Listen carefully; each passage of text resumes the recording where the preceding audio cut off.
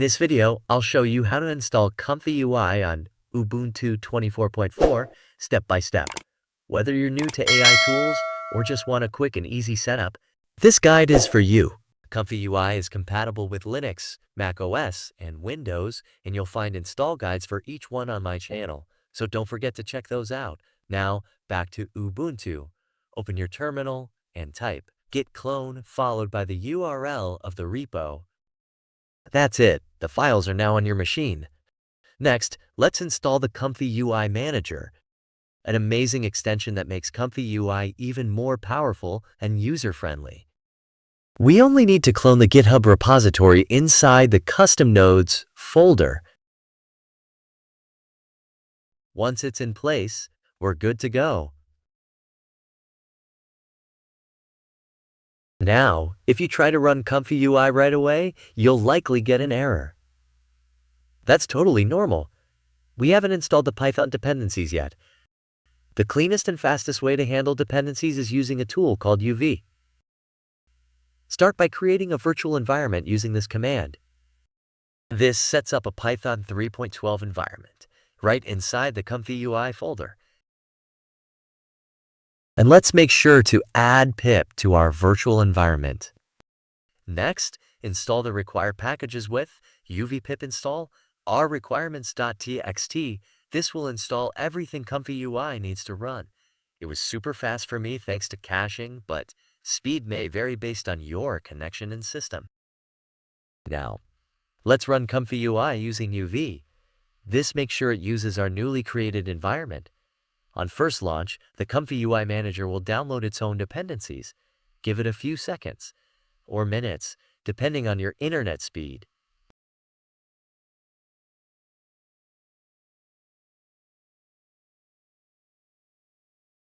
Once the log is clear and you see that it detected your GPU, CPUs, and RAM, you're all set.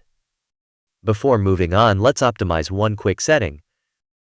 Open the config.ini file and set use UV equals true. This tells ComfyUI to use UV when installing custom node dependencies, and it'll make things faster down the line.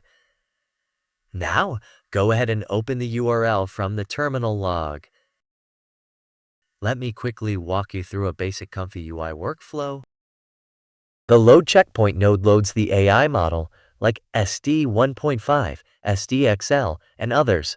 ClipText encode has two parts. One for the positive prompt, what we want the model to generate, and another for the negative prompt, what we want to avoid.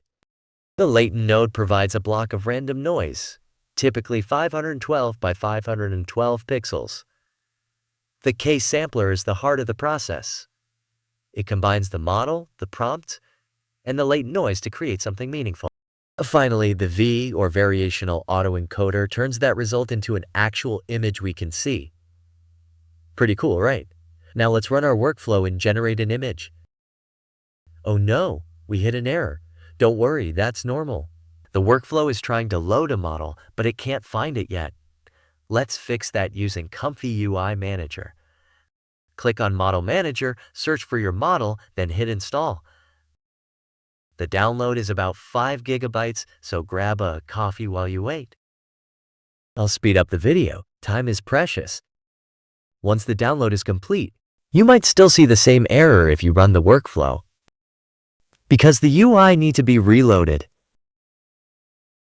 Simply refresh your browser tab. That's how ComfyUI detects new models, and there it is. The model is now loaded.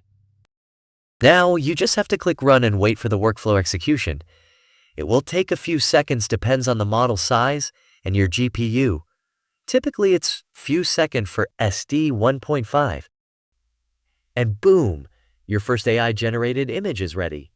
I hope you found this tutorial helpful. If you did, please leave a like and subscribe to the channel. It really helps me keep making content like this.